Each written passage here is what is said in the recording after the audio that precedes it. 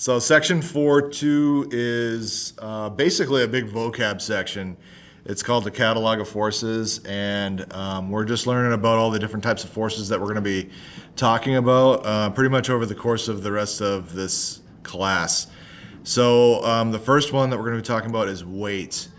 Weight is the gravitational pull of the Earth, but really it's any body that has enough mass to make a significant impact enough to have a gravitational pull.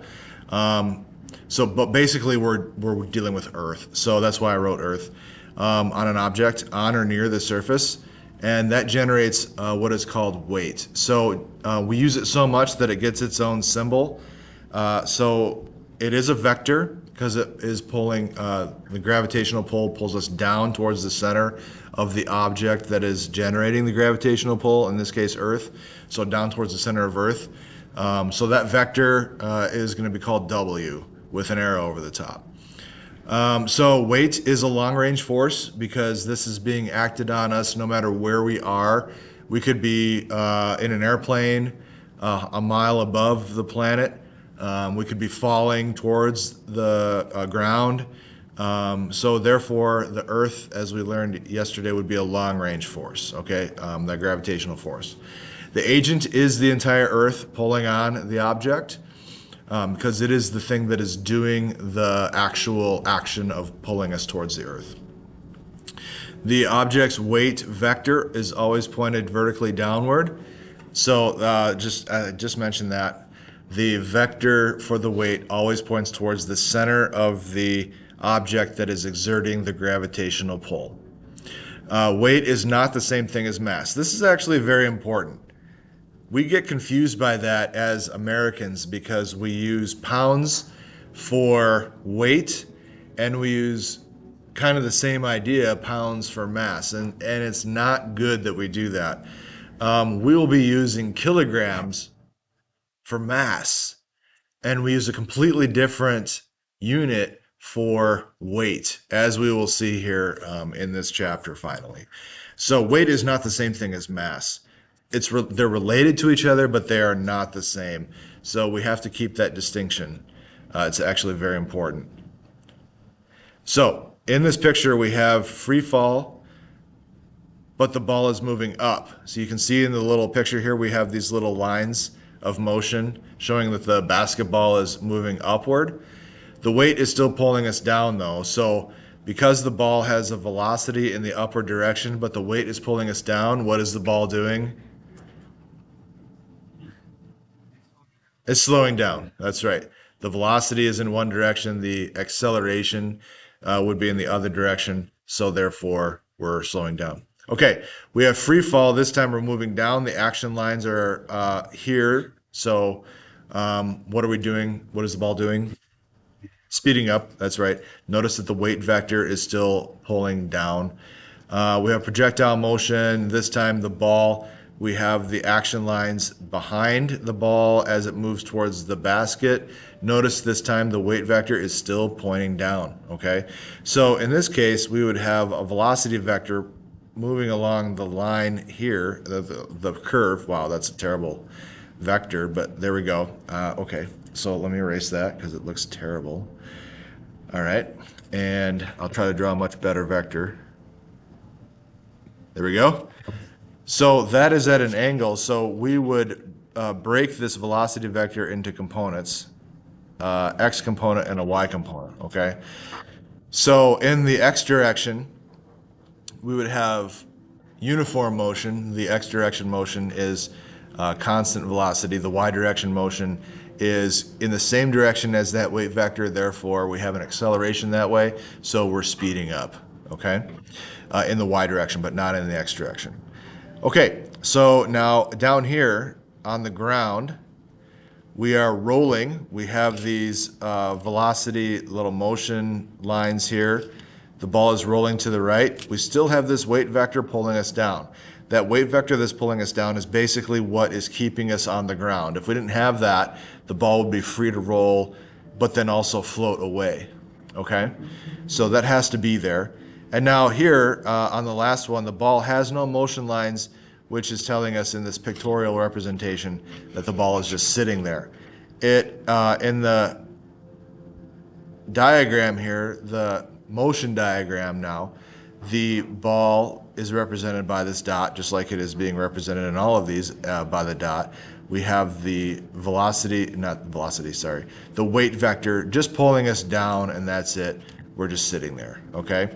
So each one of these here is the ball being represented by a dot, like we talked about last time, and then we have this force vector that is a weight vector down each time, okay? So the ball can be in motion, but we still have this force vector, the weight vector pulling us down in each case, okay? So that was the weight force. Now we have a spring force. So if we compress a spring, the compressed spring will be exerting a pushing force on the object here. So we have this box, we compress the spring some, so the spring's normal spot might be right here. Okay, so we push the box backwards against the spring. The spring wants to be in its normal relaxed state, so it's going to exert a spring force to try to push that box back, okay? So now that's the pictorial view is up here. So then our representation of the box is the dot sitting right here. We have a force due to the spring. Remember that the vector is never pointing into, so we would not ever draw this, okay? That's not our representation. We don't do that. We do what is shown here. We show the box as a dot, and then the vector always leaves from the dot, no matter the side that the force is being exerted on. So now we draw the vector coming from the box outward in the direction of the force. So that is to the right. We're labeling it F sub SP. Notice that it's a vector, so we have the arrow over the top of the force. So like,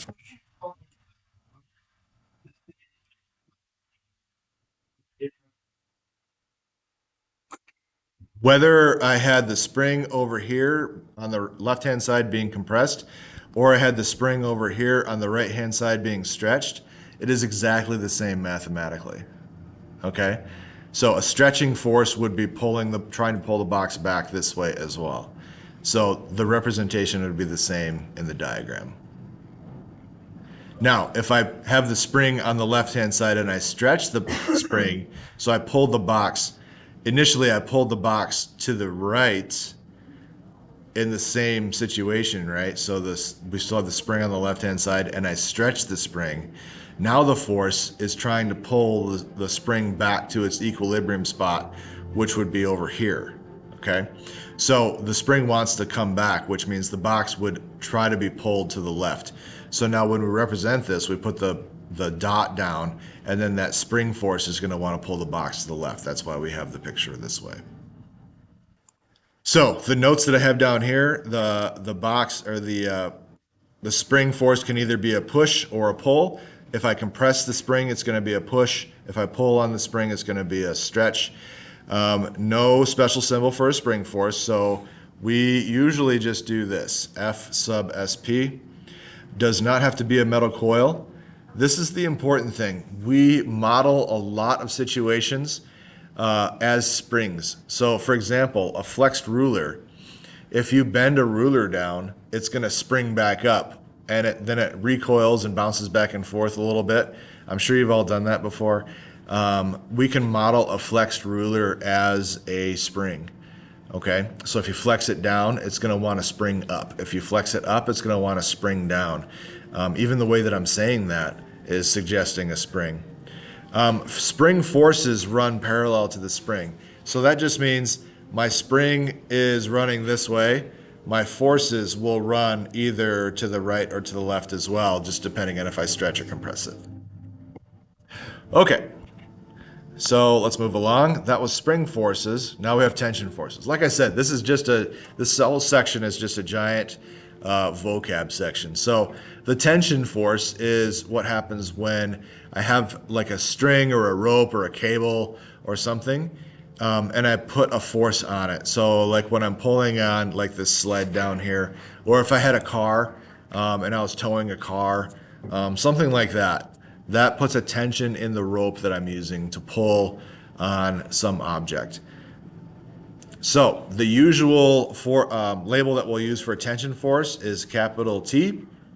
It is a force, so we put an arrow over the top of that. This is a contact force, not a long-range force, because we're touching something to make the force happen. The direction of the tension force is always in the direction of the string or rope, because if it was the other way, the string or rope would just go limp and we wouldn't go anywhere. Okay, if you think about that. So that's why, like if I pull on a sled, I must be pulling in this direction. So therefore the tension must be also in that direction. So the direction of the tension force is always in the direction of the string or rope. The tension force can only pull. A push just results in the string or rope going slack. So there we go. Now, the way that we'll work with these problems is, again, we'll have our X and Y axes going horizontal.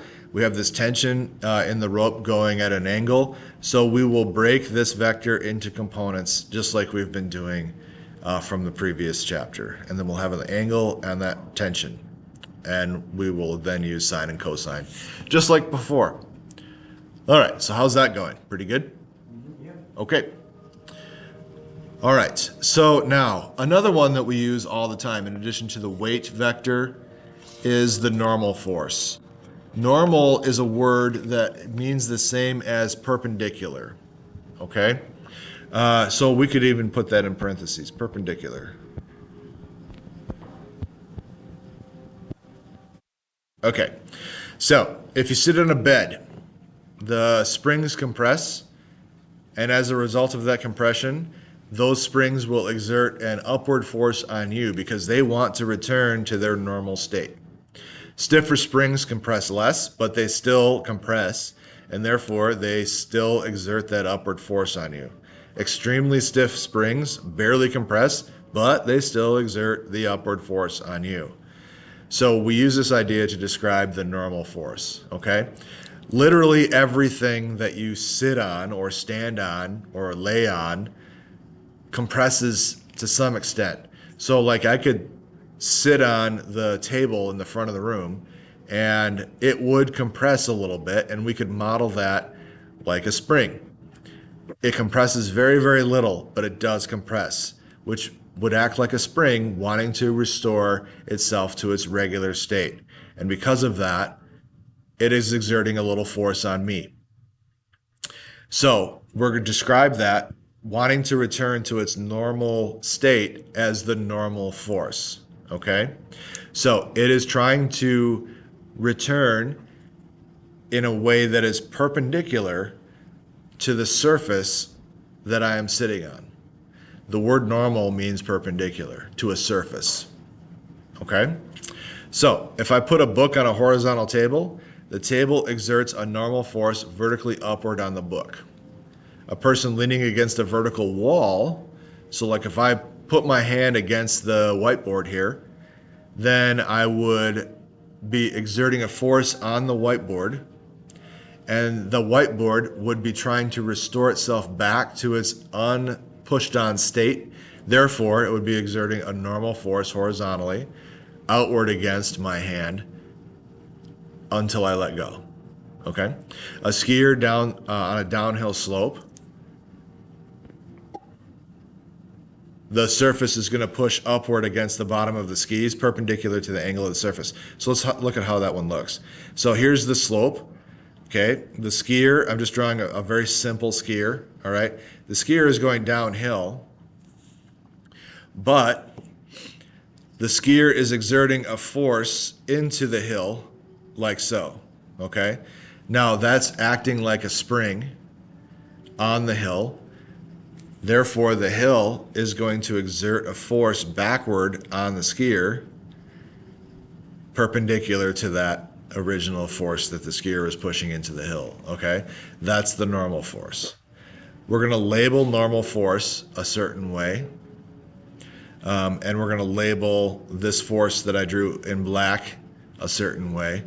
And then notice that that is an angle that we're going down the hill. So we're going to decompose these things into components in the x direction and the y direction, just like we were doing in the last chapter. So those are the ideas that we're coming up with already that look like things that we were doing in the last chapter. Okay, so the normal force is a big deal for us in this section, and then for the rest of this chapter, and then also for the rest of the year.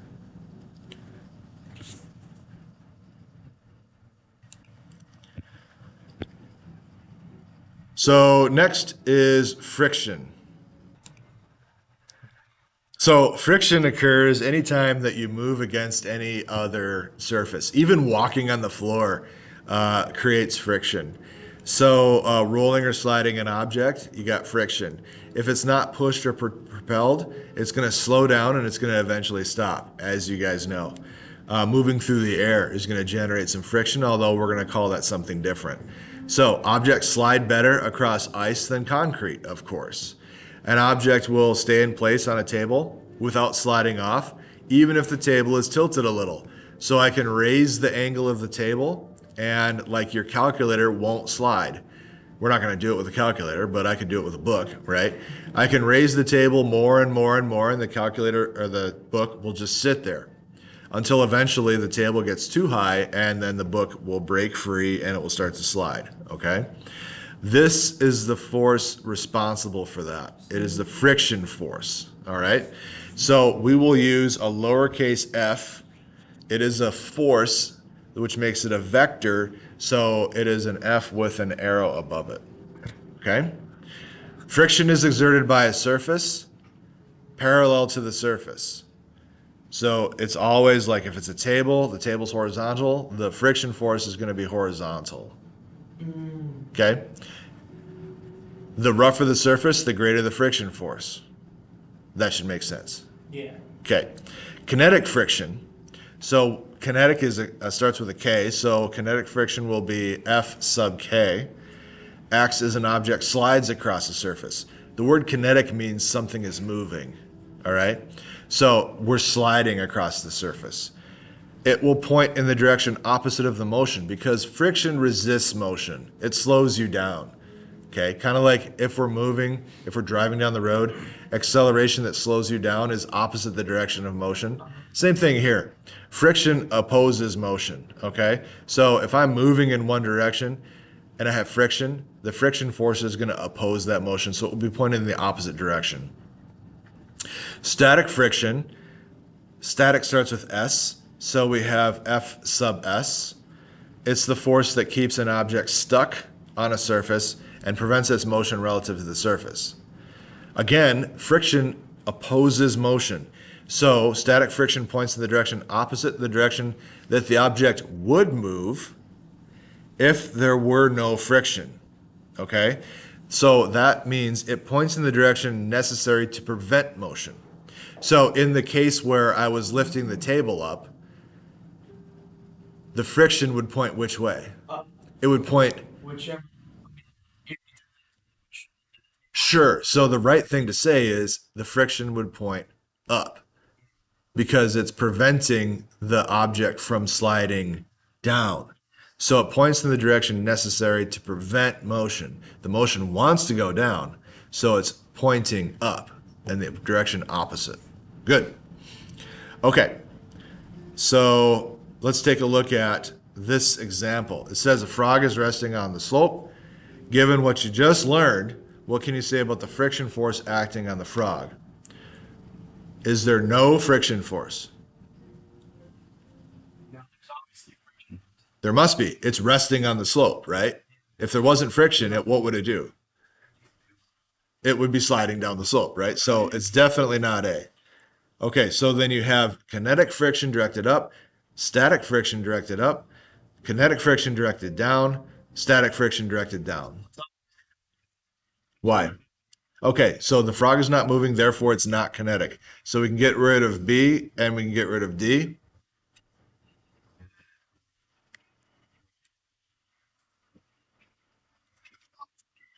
If there wasn't friction, the frog would slide down. So therefore, the friction must be directed up to keep the frog from sliding down. That's good. Okay, so next is drag force. So drag force is a little bit different than just pure friction force. Friction at a surface is an example of a resistive force, which is just a force that opposes or resists motion. Resistive forces are also encountered by objects moving through fluids like air and water. Air and water really are basically the same thing. It's just that one is more dense than the other. So this kind of a resistive force is called drag. So friction in the air or in the water is still friction. It just has a special name and it's called drag. We use the capital letter D. It is a force, which makes it a vector, so we have to put an arrow over the top of it. Capital D is what we use for drag. Drag still points in the opposite direction of motion because it is a friction. It resists motion, so it goes the opposite direction.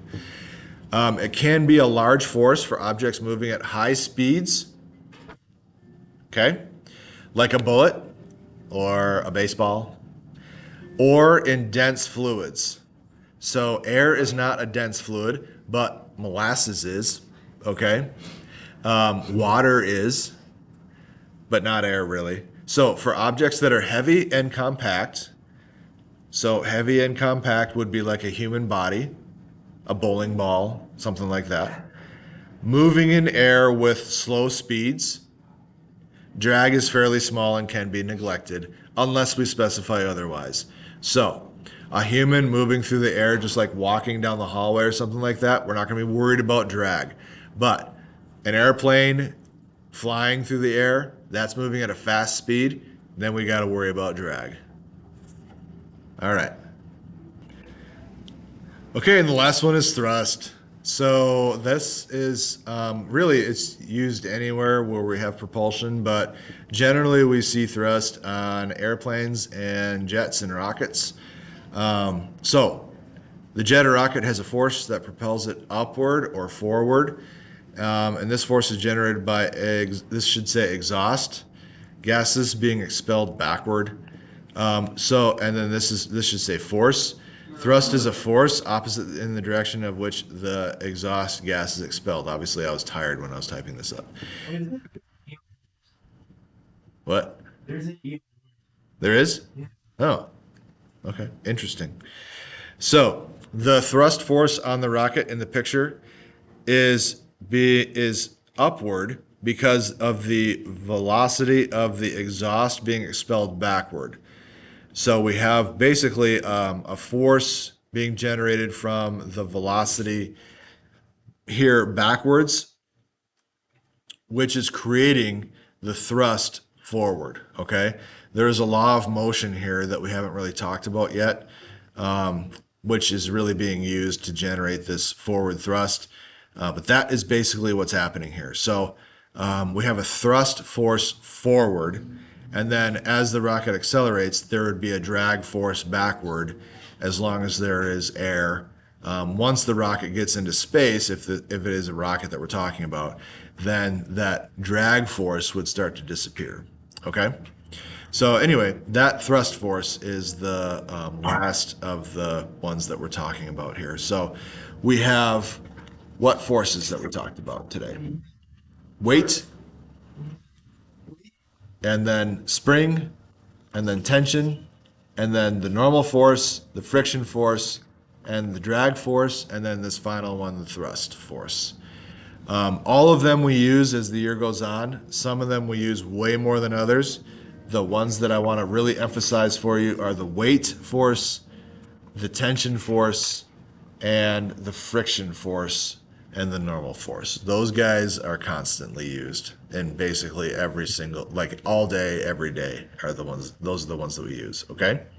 And weight is not mass, they are different. Got it? Okay.